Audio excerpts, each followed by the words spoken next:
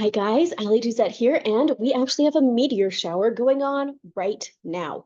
The Arietid meteor shower runs every single year from May to mid-June. So it's a couple weeks long, late May to mid-June. We're talking like 2 to 3 weeks.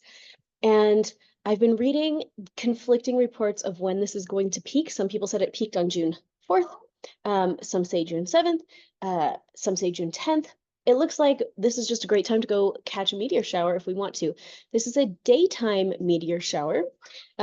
Weirdly, I don't even know what that means, to be honest, but it all says this is the brightest daytime meteor shower of the year. I'm like, okay. But they say that the time to look at it is before the sun rises. So I'm like, how is that day if it's like before sunrise? But okay.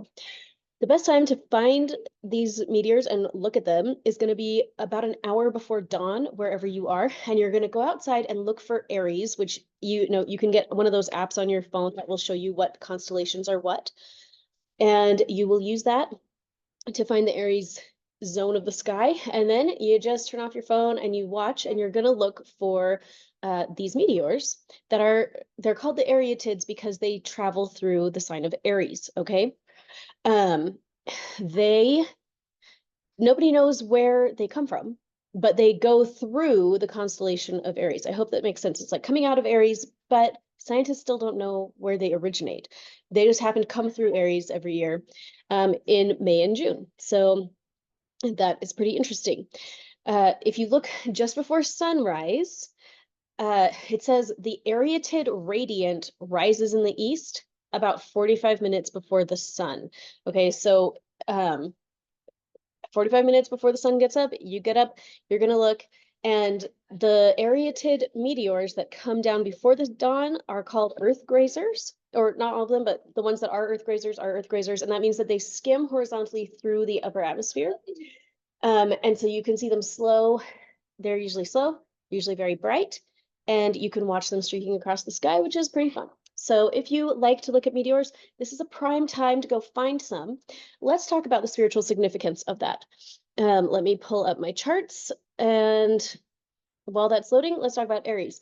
These are traveling through the constellation of Aries, and this this constellation, Aries is all about starting things. It's the initiator of the chart. It gets the chart started. That is the natural wheel starts with Aries at 0 degrees and goes around from there. But whatever you have in Aries, that's where you're gonna you get things started. You initiate things.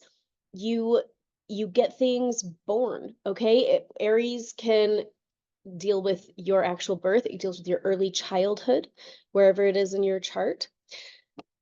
If you have a lot of prominent Aries, Aries is a fire sign, and it's very exciting. It likes to jump into things without thinking too hard about them first. And this is the energy that we're all going to be experiencing with this Arietid meteor shower. Again, this happens every year. This is not in and of itself like so unique and special. I just happen to know about it this year, so I can tell you about it. So any of us that actually have it within ourselves to get up so early can actually do that. And that's pretty fun. Okay, let's share the screen, take a look at what's going on in the heavens.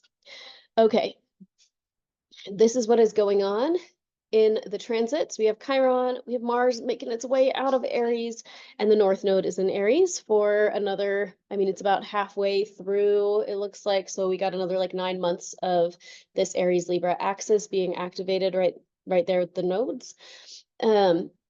What can we expect with this year's Arietid meteor showers? Every time that there is a meteor shower, I do believe it kind of shakes up the energy in that realm of the zodiac in your own life. We have lived through a bazillion of those, okay?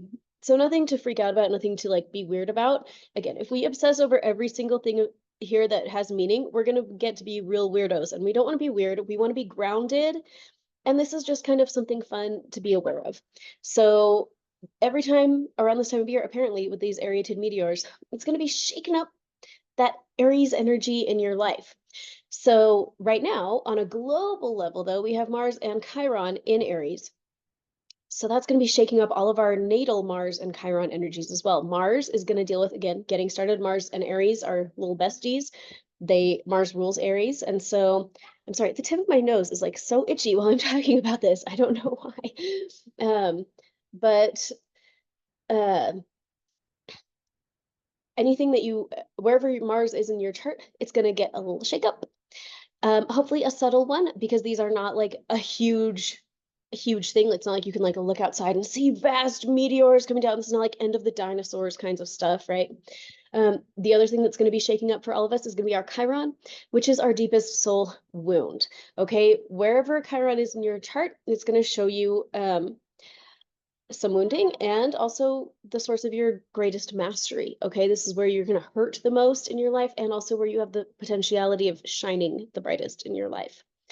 So as we go through this little couple week period from the end of May up until mid-June, we're gonna all have just like a little bit of a shakeup around our wounding, our mastery. We get invited to look a little deeper at what's hurting in our lives and where can we transition that pain into gain? Where are we going to move out of hurting and feeling wounded and that victim mentality? Where are we going to shift into positivity, taking control of our lives? I'm sorry, my nose is so itchy.